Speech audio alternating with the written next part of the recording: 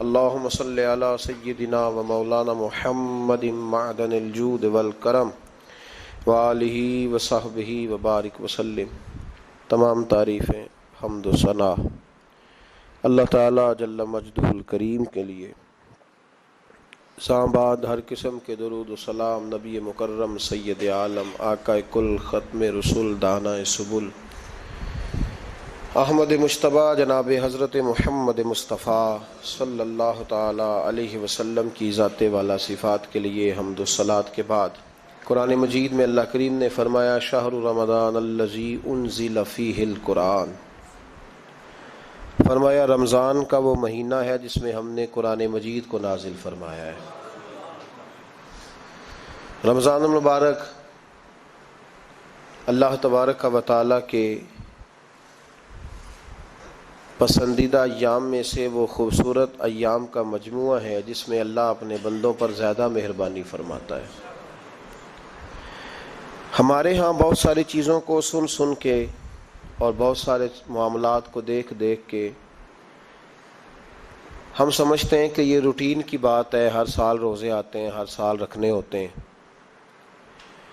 چونکہ یہ بڑا عظمت اور قدر والا مہینہ ہے، لیکن چونکہ خود چل کے آتا ہے تو جو چیز خود چل کے آتی ہے اس کی کئی دفعہ قدر کمزور ہو جاتی ہے، لہذا ہم روٹین کے فضائل سنتے ہیں، روٹین میں اسے لیتے ہیں۔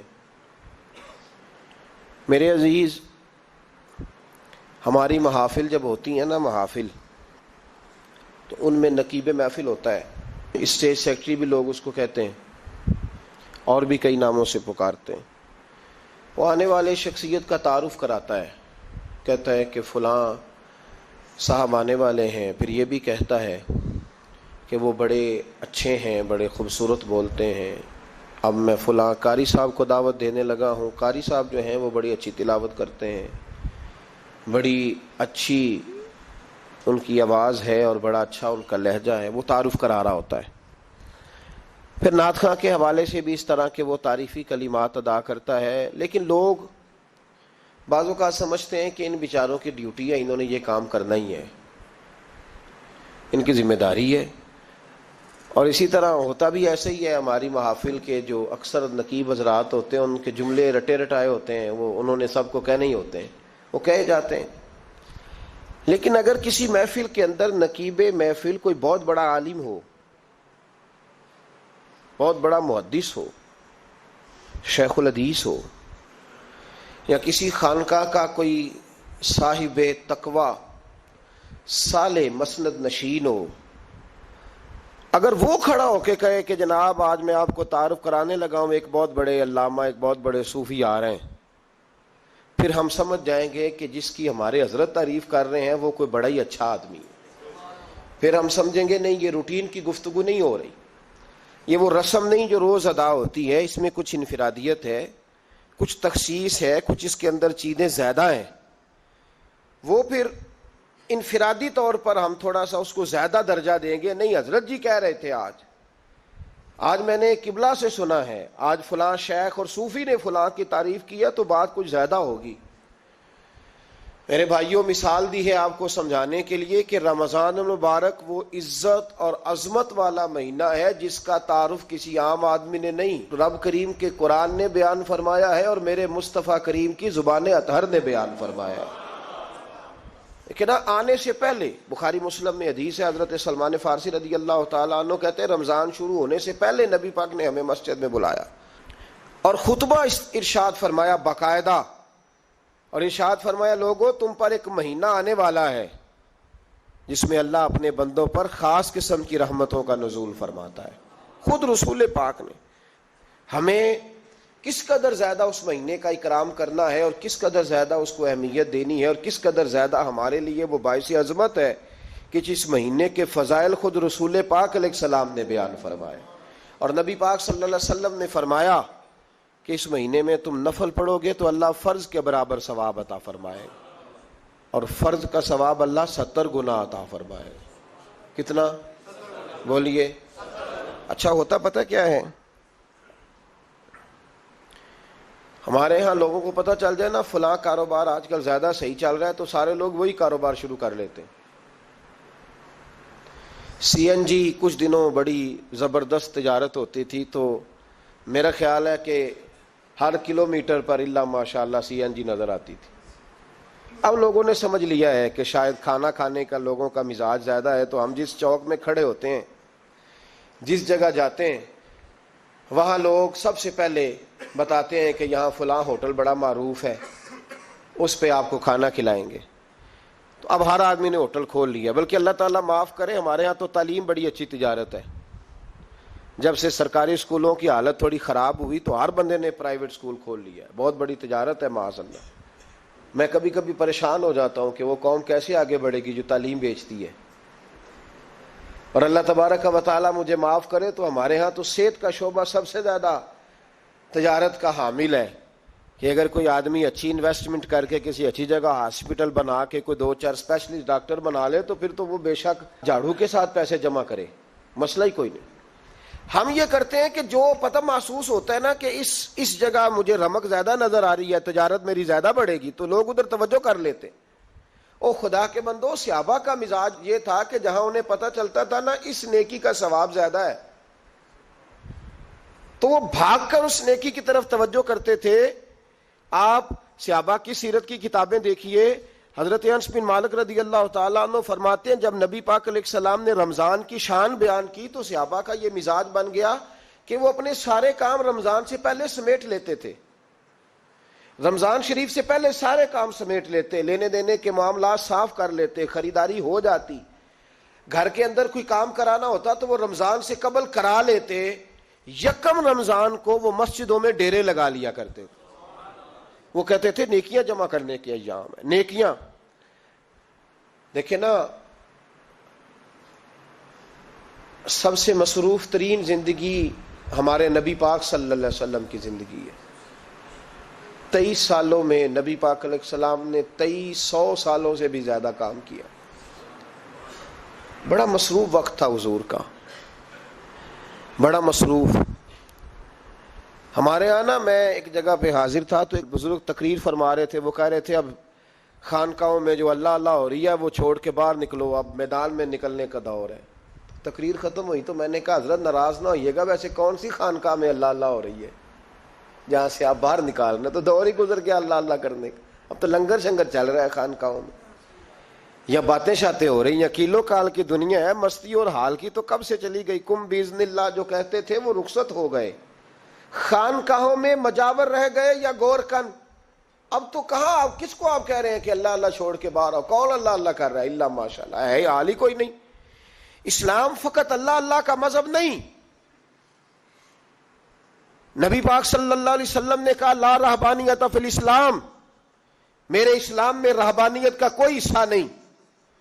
ایک آدمی جا کے صرف مسجد میں بیٹھ جائے، حقوق سارے چھوڑ دے، بال بچوں کو بھول جائے، اسلام اس کی حوصلہ افزائی نہیں کرتا، حوصلہ شکنی کرتا ہے۔ وہ والی صوفی کا درس حضور نے نہیں دیا کہ مسجد میں بیٹھو اور بس مسجد میں بیٹھو، خانقاہ میں بیٹھو، بلکہ نبی پاک صلی اللہ علیہ وسلم ہمیں بدر میں بھی نظر آتے ہیں، حضور خود جنگ کا لباس پہن کر ہمیں احد میں دکھائی دیتے ہیں۔ نبی پاک صلی اللہ تعالی وسلم ہمیں خندق کے موقع پر ہاتھ میں کدال پکڑ کر نبی پاک علیہ السلام ہمیں کھدائی کرتے ہوئے نظر آتے ہیں۔ مسجد نبوی تعمیر ہو رہی ہے تو حضور ہمیں خود اینٹیں اٹھاتے ہوئے دکھائی دیتے ہیں۔ سارے کام حضور نے کیے ہیں، لیکن میرے بھائی یہ یاد رکھو، اگر بدر میں جانا میرے نبی کی سنت ہے تو غار حرا میں چپ کر کے بیٹھ کے اللہ اللہ کرنا یہ بھی میرے نبی کی سنت ہے صلی اللہ تعالی علیہ وسلم۔ اگر احد میں، خندق میں، حنین میں، میدان میں رہنا حضور کا طریقہ ہے تو غار ثور میں 3 دن اللہ اللہ کرنا بھی نبی پاک کا ہی طریقہ ہے۔ اگر سارا دن تبلیغ کرنا حضور کا طریقہ مبارکہ ہے تو ساری رات مصلی پہ کھڑے رہنا، اور صحیح مسلم میں حضرت عائشہ فرماتی ہے کہ قدموں پہ ورم آ جانا یہ بھی تو میرے نبی کا طریقہ ہے نا۔ تو میرے بھائی اس کو کون اپنائے گا؟ مصروف ترین زندگی نبی پاک کی، اس کے باوجود اللہ کے رسول ہر سال 10 دن کا اعتکاف کرتے تھے، ہر سال۔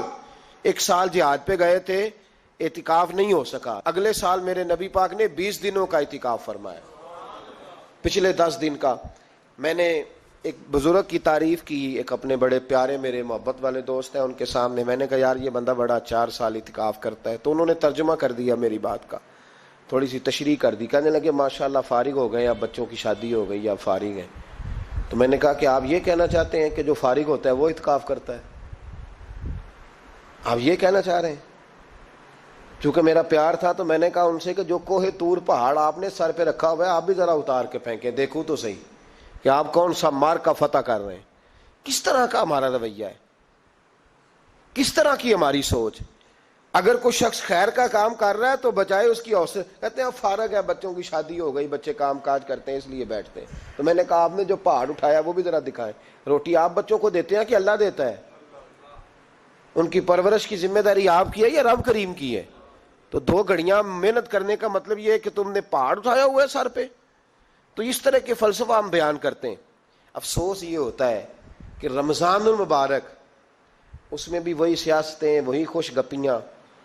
میں تو دعا مانگتا رہتا ہوں کہ اللہ روزوں میں کوئی الیکشن نہ آئے، آپ بھی آمین کہہ دیں، ورنہ وہی مصیبتیں، وہی جھوٹ سچ، وہی دروازوں پہ، وہی خدا کا واسطہ بس کر دو، رمضان شریف ہے، ٹھہر جاؤ ذرا، کیا ہو گیا ہے؟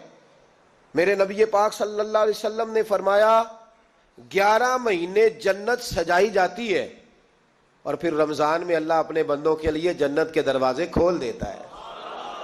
1 گھنٹہ پہلے صفائی کرتے ہیں مہمان نے آنا ہو تو، 1 گھنٹہ، ورنہ بچے دوبارہ سے پھر چیزیں بکھیر دیں گے۔ 1 گھنٹہ پہلے صفائی ہوتی ہے، لمبی نہیں، لیکن میرے نبی پاک نے فرمایا رمضان کے لیے رب کریم 11 مہینے جنت کو سجاتا ہے۔ چھوٹی بات ہے، روزے آ گئے، معمولی حیثیت ہے۔ ہم لوگ انہی معاملات میں، میں منع کرتا ہوں، ہمیشہ منع کرتا ہوں، آپ کو ہر سال منع کرتا ہوں، میں پابندی سے 1-2 اخبار ڈیلی دیکھتا ہوں، میرا ناشتہ نہیں ہوتا جب تک اخبار نہ ہو، چونکہ بزرگوں کا فتویٰ ہے جمعے کا خطبہ وہ دے جو عالمی حالات سے باخبر ہو۔ ہم کوئی رسمی تقریر نہیں کرتے کہ لوگوں کو کہیں کہ روزے آ گئے تو کون سا مہینہ چل رہا ہے تو مہینے کے حساب سے خطاب ہو۔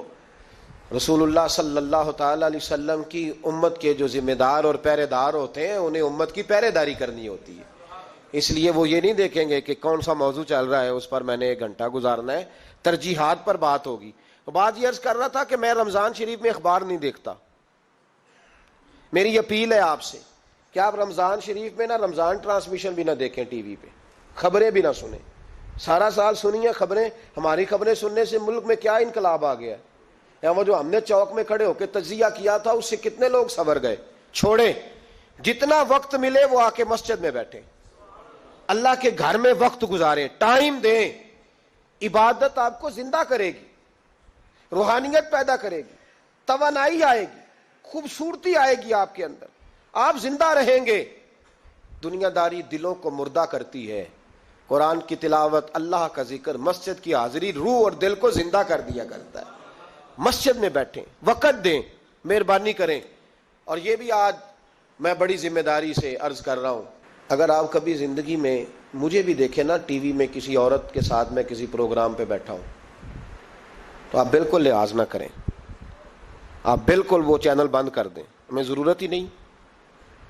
میرے لیے کوئی مفتی دلیل نہیں ہے کہ عورت کے ساتھ بیٹھا ہے پروگرام میں۔ میں نے تو وہ والا قرآن پڑھا جس میں اللہ کریم نے کہا عورتیں آ جائیں تو مرد نظریں نیچی کر لیں۔ ہم نے تو وہ والا قرآن پڑھا جس میں حکم ہے کہ مرد آئے تو عورت اپنی نظر نیچی کر لے۔ تو جہاں علامہ صاحب کے سامنے لڑکی بیٹھی ہے ٹی وی میں انٹرویو لے رہی ہے وہاں نظریں نیچی ہوتی ہیں؟ کہاں سے فتویٰ آیا؟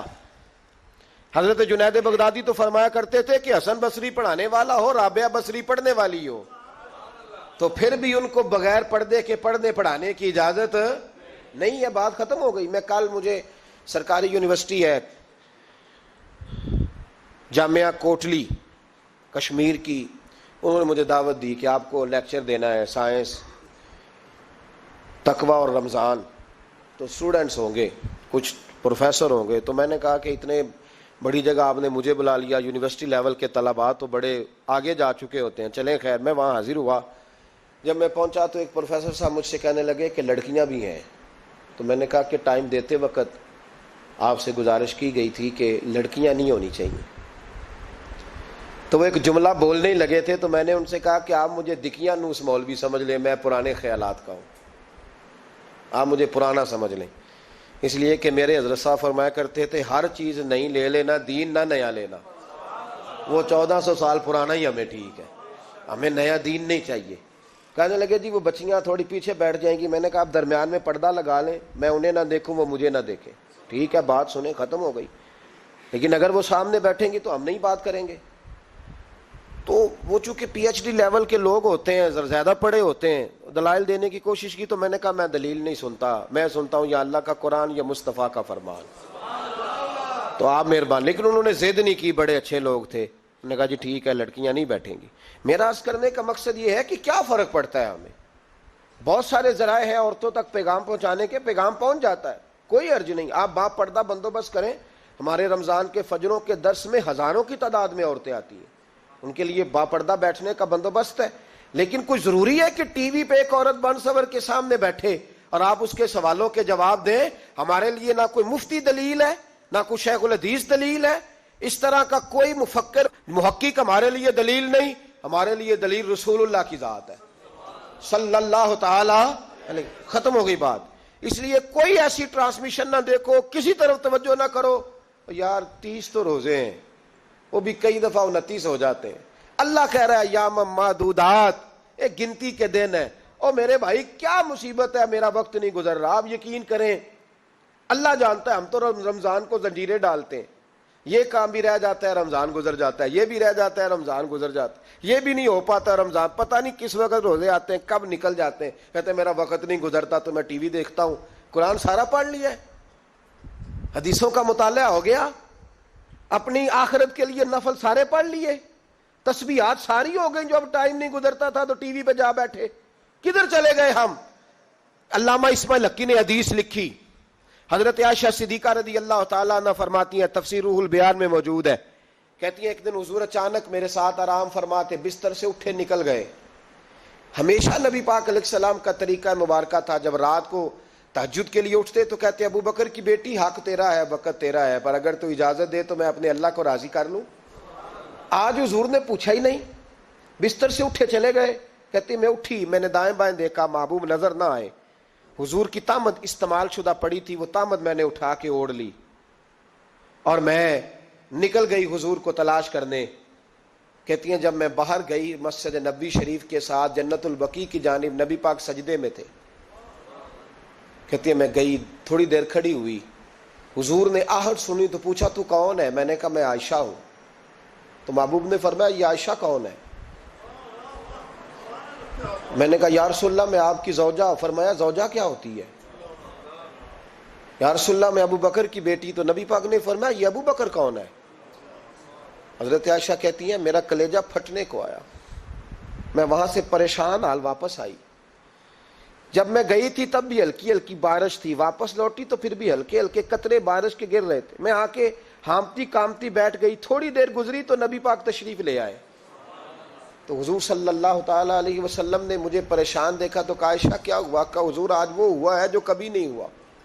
یا رسول اللہ میں پریشان ہو گئی ہوں۔ حضور عجیب بات ہے، میں گئی ہوں، آپ نے پوچھا کون ہے تو میں نے کہا میں عائشہ۔ کا عائشہ کون؟ آپ کی زوجہ۔ فرمایا زوجہ کون؟ ابو بکر کی بیٹی۔ کا ابو بکر کون؟ اور پھر حضور میں گئی ہوں تو میرے کپڑے بھیگ گئے، آپ آئے ہیں تو کپڑے خشک ہیں، سمجھ نہیں آئی۔ تو لفظ سنو حدیث کے، نبی پاک نے فرمایا عائشہ لی مع اللہ وقت، میرا اپنے اللہ کے ساتھ ایک وقت ہوتا ہے۔ کس کے ساتھ؟ آج میرا دوستوں کے ساتھ وقت ہے، آج میرا گھومنے کا وقت ہے، آج میرا خوش گپیوں کا وقت ہے، آج میرا سیاحت کا وقت ہے، آج میرا پکنک کا وقت ہے۔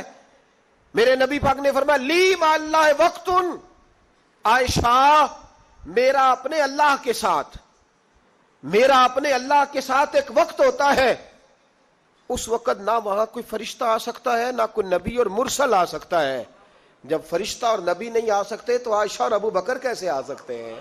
تو کہا یا رسول اللہ پھر وہاں ہوتا کون ہے؟ تو حضور فرمانے لگے ایک میں ہوتا ہوں، دوسرا میرا رب ہوتا ہے، تیسرا کوئی موجود نہیں ہوتا۔ امت کو درس دیا ایک وقت 24 گھنٹوں میں ایسا لایا کر جس میں تو اپنے رب کو دکھڑے سنائے، جس میں تو دعائیں مانگے، جس میں تو عرض و نیاز کرے، جس میں تو اپنے گناہوں کی معافی چاہے۔ اعلیٰ حضرت کے والد گرامی سے کسی نے پوچھا، مولانا نقی علی خان صاحب سے، کہ حضرت جی فرعون 500 سال ہی حکومت کر گیا، 500 سال ہی حکومت کر گیا، اللہ کا مقابلہ کرنے والا پکا کافر بے ایمان۔ تو آپ فرمانے لگے ملا رومی کی وہ کتاب پڑھو مثنوی، جس میں انہوں نے لکھا ہے کہ جب ساری دنیا سو جاتی تھی تو فرعون اٹھ کے مصلے پہ بیٹھتا تھا، کہتا تھا یا اللہ معاف کر دے، رب تو ہی ہے، گناہگار بڑا ہوں پر مہربانی کر، روز معافیاں مانگتا تھا۔ تو رب کریم کی قدرت نے مہلت دی کہ روز توبہ کرتا ہے، چلو ایک دن سچی بھی کاری جائے تو اچھا ہے، اللہ نے مہلت دی۔ اور میرے بھائی اگر تو روز رات مصلے پہ بیٹھے تو تجھے مہلت ملے، عذاب نہ آئے۔ اگر تو اپنے رب کے ساتھ تنہائی کرے تو اللہ تجھے مہلت دے، سزا نہ دے۔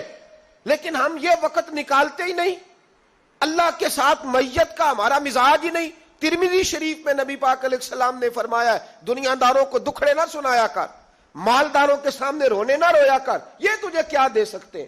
تو اٹھ کے جائے گا تو کہیں گے محنت کرتا نہیں، روز مانگنے آ جاتا ہے۔ دنیا داروں کو دکھڑے نہ سنا، فرمایا دکھ سنا تو اپنے رب کو سنا، اللہ والوں کو سنا، اللہ کے نبی کو سنا۔ اس سے مراد یہ سارے کہا دکھڑے اپنے رب کو سنا۔ اگر تو اپنے رب کو دکھڑے سنائے گا تو تھوڑی دیر ضرور ہوگی، لیکن ایک دن ایسا ضرور آئے گا، میرے مصطفیٰ کریم فرماتے ہیں رب تجھے دنیا سے بے نیاز کر کے مالا مال فرما دے گا۔ دھوکے کا مزاج نہ بنا، کینچی لے کے نہ گھوم کے کیسے جیب کاٹ سکتی، اللہ کو دکھڑے سنا۔ حضرت عائشہ عرض کرنے لگی حضور چلیں یہ تو سمجھ آ گئی، لیکن بارش مجھ پہ پڑی آپ پہ پڑی نہیں، تو کہا عائشہ تم نے اوڑا کیا تھا؟ کہا حضور آپ کی تامت، فرمایا بارش کوئی نہیں تھی، جب تو نے میری تامت لی تو خدا کی رحمتیں تم پر برسنے لگ گئی۔ تو حضور کے وجود سے لگی ہوئی چیز کوئی اوڑھ لے تو رحمت برستی ہے، تو میرے نبی کی مسجد چومنے سے کیوں رحمت نہیں برستی؟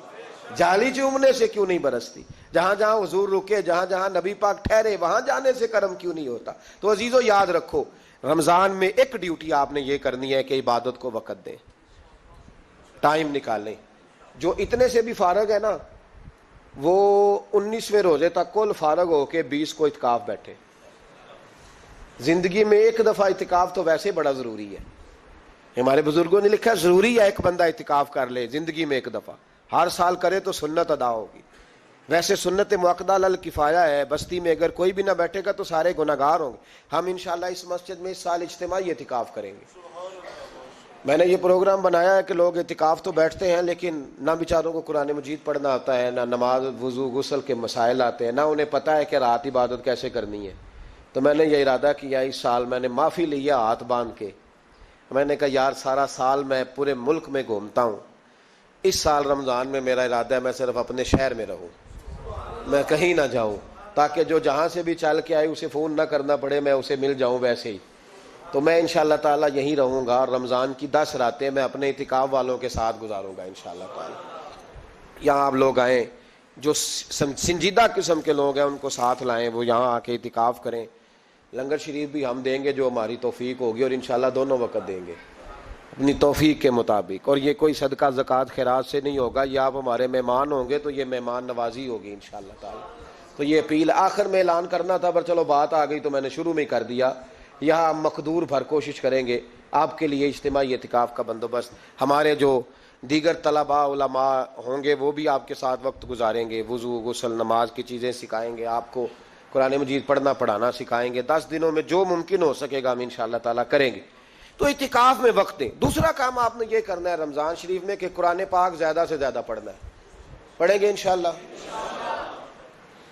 اگر آپ ناراض نہ ہوں تو ہم نے قرآن مجید پڑھنا بالکل ہی چھوڑ دیا، قرآن پاک کھلتا ہی نہیں، توجہ ہی نہیں، مزاج ہی نہیں، سارا دن بیت جاتا ہے، قرآن مجید نہیں کھلتا، قرآن مجید نہیں پڑھا جاتا۔ ایک شخص مجھ سے ملنا چاہ رہے تھے مسجد نبوی شریف میں حاضر تھا، تو وہ ایک دفعہ آئے گزر گئے، میں قرآن شریف پڑھ رہا تھا، پھر آئے تو گزر گئے قرآن شریف، تیسری دفعہ پھر آئے تو کہنے لگے آپ نے کتنا کو پڑھنا ہے؟ میں نے ان سے کہا کہ مہربانی کرو مجھے دعا دو کہ اللہ مجھے پڑھتا ہی رکھے۔ آپ نے یہ کیا لفظ ادا کر لیے کہ کتنا کو پڑھنا ہے؟ وہ خدا کے بندو یہاں کام کیا ہے؟ اگر تلاوت بھی نہیں کرنی تو کرنا کیا ہے وہاں؟ میں اکثر کہتا ہوں کہ چونکہ ہم تو مسیتڑ ہیں، ہمارا تو مزاج ہے مسجدوں میں رہنے کا، چونکہ عام لوگوں کا مزاج نہیں ہوتا تو وہاں بھی بازاروں کو ٹائم زیادہ دیتے ہیں، خریداری میں وقت زیادہ لگاتے ہیں۔ اگر ہماری طبیعت مسجد میں بیٹھنے کی ہو، قرآن پاک پڑھنے کی ہو تو بڑا ذوق بن جائے۔ قرآن مجید امام اعظم ابو حنیفہ امام اعظم رمضان شریف کے اندر 61 قرآن مجید پڑھا کرتے تھے. کتنے؟ 60 اور ایک 61. ایک قرآن شریف دن میں پڑھتے, ایک رات کو پڑھتے. پورے دن میں قرآن مجید ختم کرتے, ایک رات کو. اور آپ فرماتے ہیں 61واں قرآن مجید وہ تھا جو میں تراویحوں میں سنا کرتا تھا. 61 قرآن پاک آپ ہر رمضان میں پڑھا کرتے تھے.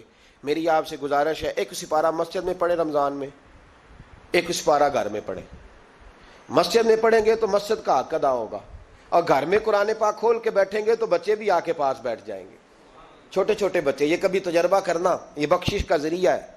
جب آپ بچوں کی ماں سویرے سویرے بڑا اچھا دوپٹہ لے کے اور مصلی بچھا کے اور قرآن مجید کی ریل رکھ کے اور پھر اس کو خوشبو لگا کے جب کھولتی ہے نا, تو اس کی جو 2-2.5 سال کی بچی ہوتی ہے وہ بھی کہیں سے دوپٹہ ڈھونڈنے لگ جاتی ہے, وہ بھی دوپٹہ لے کے آتی ہے اور دائیں بیٹھتی ہے. اس کا جو 4 سال کا بچہ ہوتا ہے نا, اگر ابا بیٹھا ہے اور 4 سال کا بچہ بھی کہیں سے ٹوپی ڈھونڈ کے لاتا ہے, اسے پڑھنا نہیں آتا, لیکن وہ بھی آ کے نا سپارہ لے کے بیٹھ جاتا ہے.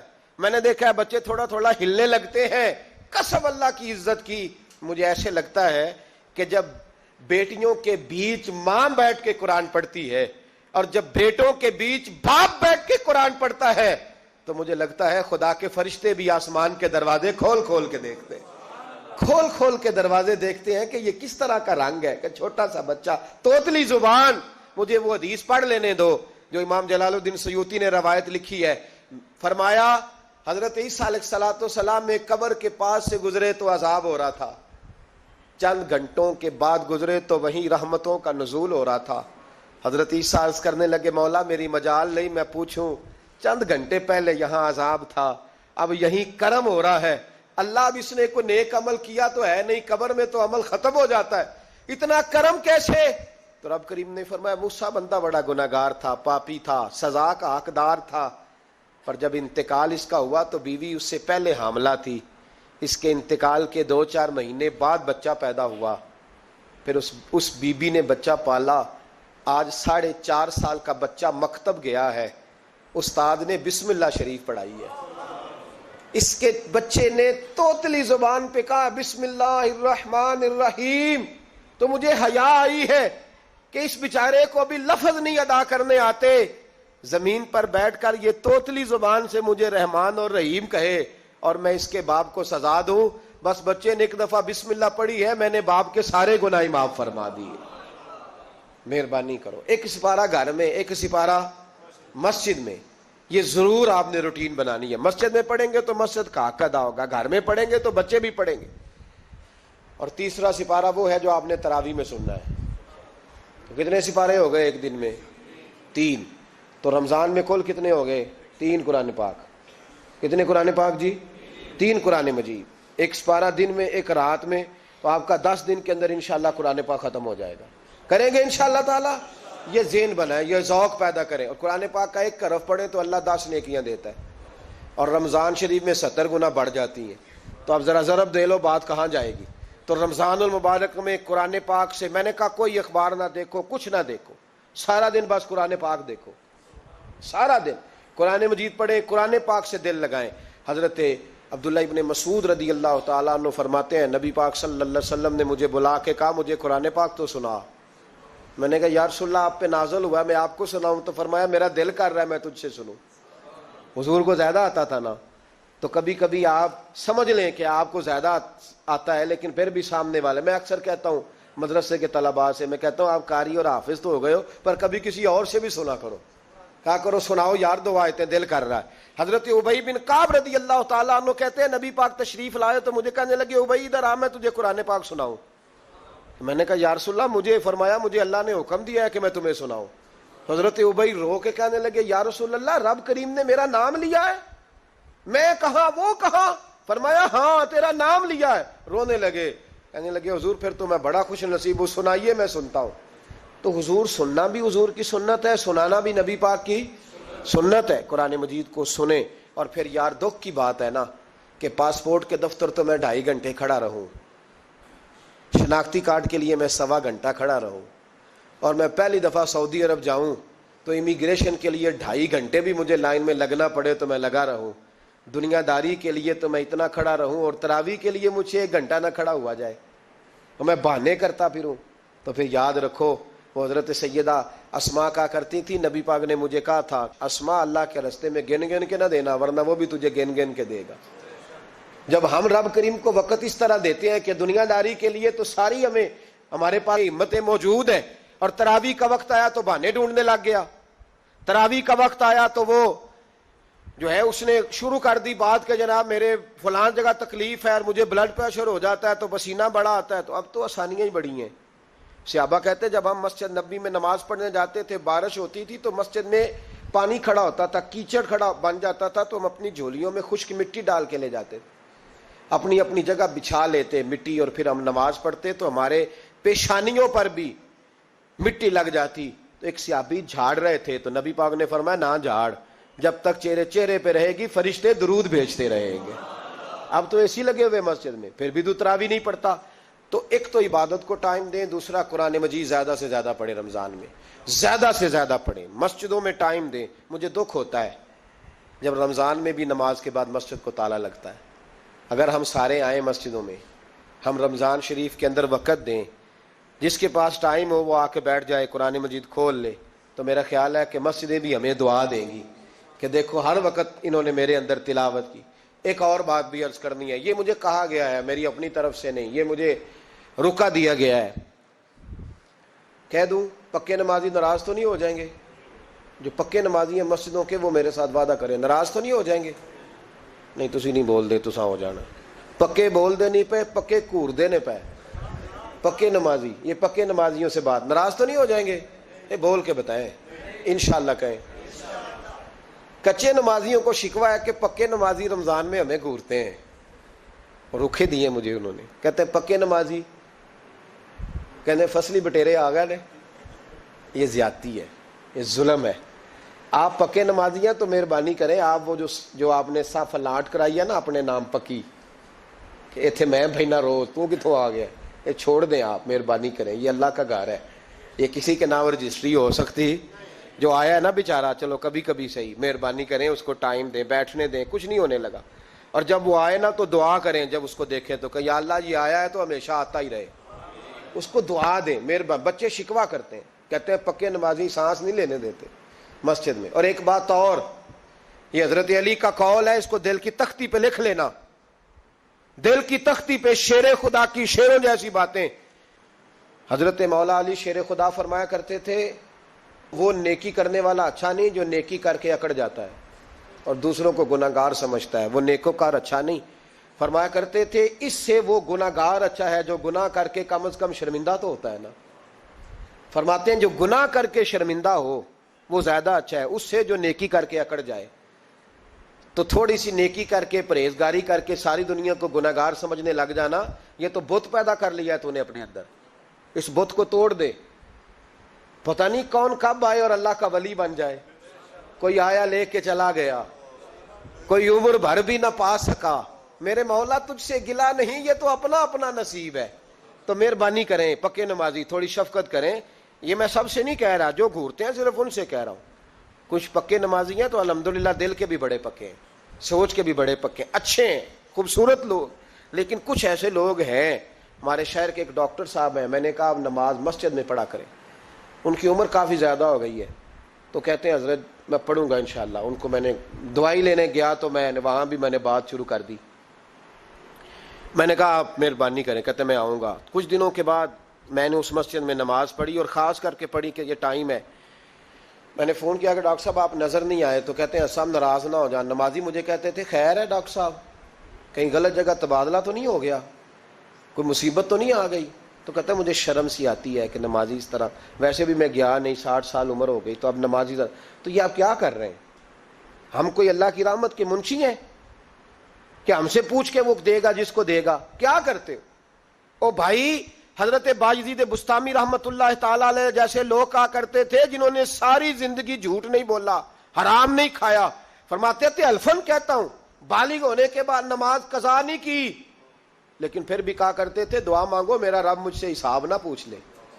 حساب والا نہیں ہوں میں، درگزر والا ہوں. عدل کریں تے تھر تھر کمبن اچیاں شانہ والے، یہ تو فضل کریں تے بخشے جاون میرے جے منہ کالے. تو مہربانی کریں. آگے چلیں. رمضان شریف میں سخاوت کرنی ہے. حضرت انس بن مالک رضی اللہ تعالیٰ عنہ فرماتے ہیں جس طرح تیز آندھی چلتی ہے، ذرا مثال دیکھیں صحابی کی کتنی خوبصورت، فرماتے ہیں جس طرح تیز آندھی چلتی ہے نا، اس طرح رمضان میں میرے نبی کی سخاوت چلا کرتی تھی۔ نبی پاک ہر سائل کو دیتے، جو قیدی بند ہوتے نا، قیدی جنگ کے قیدی کفار، حضور انہیں بھی آزاد کر دیتے رمضان میں، فرماتے جاؤ تمہیں آزاد کیا، سخاوت کریں۔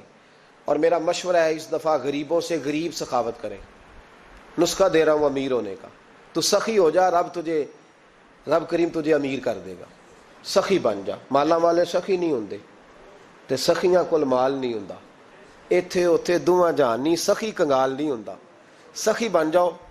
میرے نبی پاک علیہ السلام نے فرمایا بندہ کبھی بھی جیب کا سخی نہیں ہوتا، سخی وہی ہوتا ہے جو دل کا ہوتا ہے۔ غریبوں کو میرا مشورہ ہے کہ 10 روپے دو، لیکن رمضان میں روز دینا، ہر شام دینا، غریبوں کو ساتھ بٹھاؤ، روٹیاں کھلاؤ، افطاریاں کراؤ، غریبوں کے گھروں کے اندر سوٹ پہنچاؤ، مدارس کے طالب علموں کو کپڑے خرید کے دو، جو کچھ نہیں دے سکتا وہ ایک مسواک لا کے دے، ڈیوٹی کرو، اپنے دائیں بائیں غریبوں کا خیال رکھو۔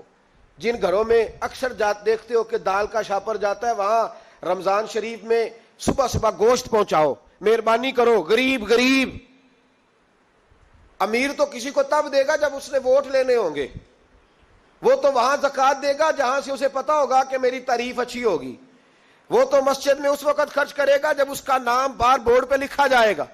غریبوں، تم نے ظلم کیا ہے، اگر تم اپنی 4 غریب بھائی مل کے ایک غریبنی بہن کا خیال رکھتے تو اس غریبنی کو محلے کے چودھری کے پاس نہ جانا پڑتا۔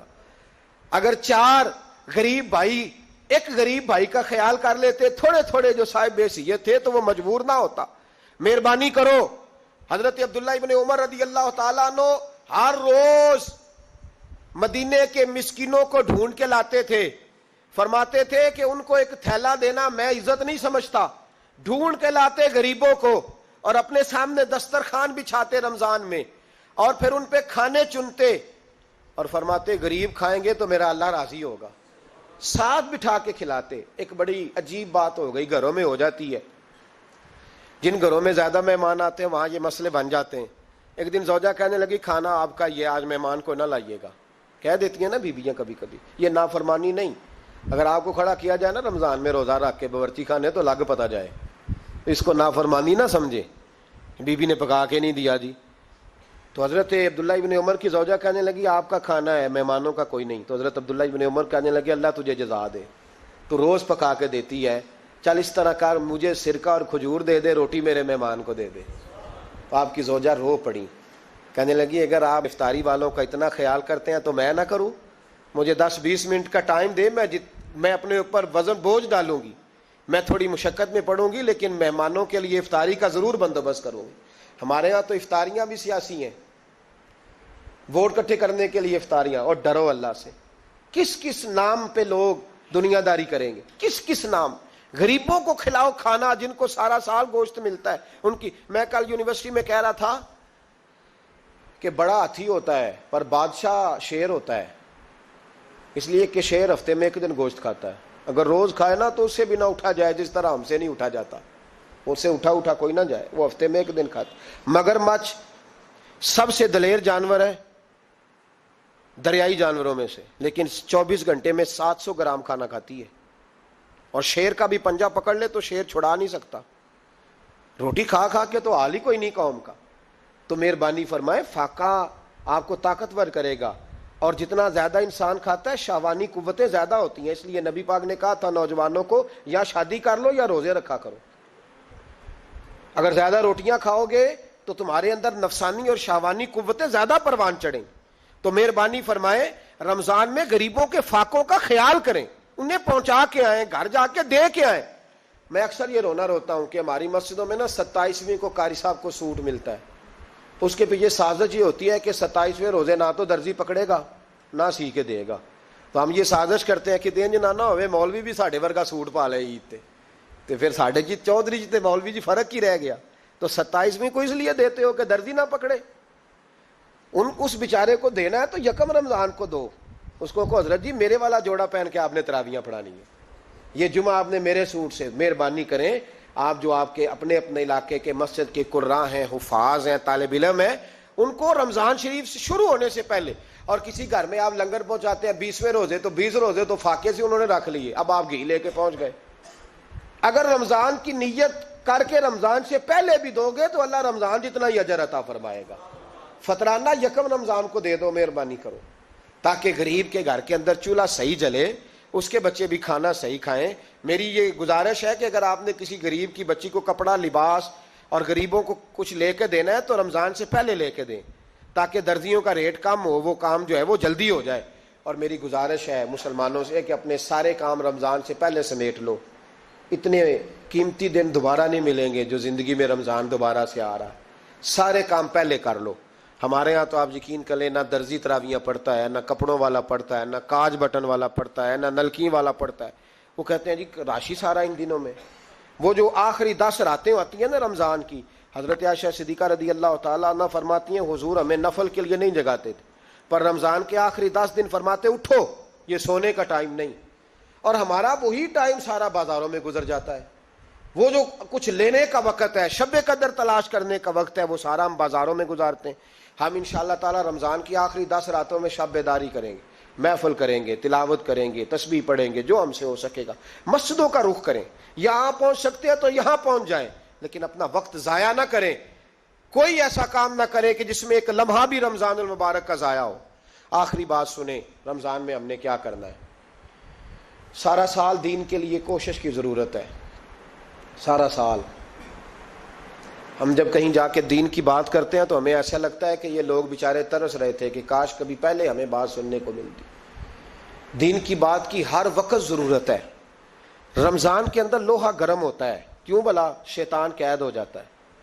پہلے جب دین کا کام ہوتا ہے تو دو قوتیں آپس میں لڑتی ہیں، ہم تبلیغ کرتے ہیں، ایک دوسرے کو پیغام دیتے ہیں، شیطان جواب کے اندر کیا کرتا ہے کہ جب ہم یہاں کسی آدمی نے بات کی یا سنی تو بڑا دل نرم ہو گیا، لیکن جب گھر گئے تو شیطان نے پھر وسوسہ ڈال دی۔ رمضان میں ایسے نہیں ہوتا، صرف تبلیغ ہوتی ہے، شیطان قید ہوتا ہے، وہ کوئی غلط مشورہ دینے کی پوزیشن میں نہیں ہوتا۔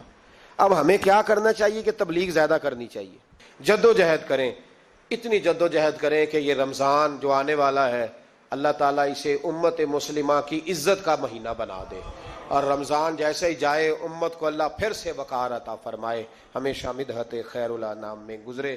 دعا ہے یہ عمر درود و سلام میں گزرے۔ آخر دعوانا